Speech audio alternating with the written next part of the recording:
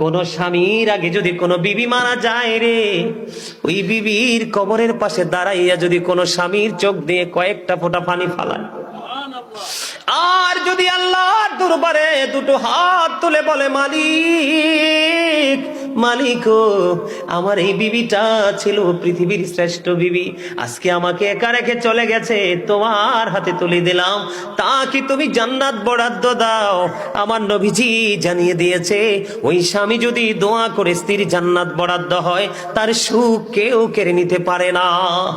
বন্ধুরে আমার, আমি বলতেছিলাম, মা বোনরা, স্বামী কাছে না থাকলে, যাদের স্বামী বিদেশে আছে, আপনারা সুন্দর করে সাজগোজ করার প্রয়োজন নেই, স্বামীর জন্য অপেক্ষা করুন, স্বামী আপনার প্রিয় স্বামী কাছে ফিরে আসবে। আল্লাহর হাবিব বলেছেন, নির্জনে যখন বেগানা একটা পুরুষ এবং একটা নারী থাকবে, মনে রাখবেন থার্ড পারসন থাকবে শয়তান। কথা কি আপনারা বোঝেন?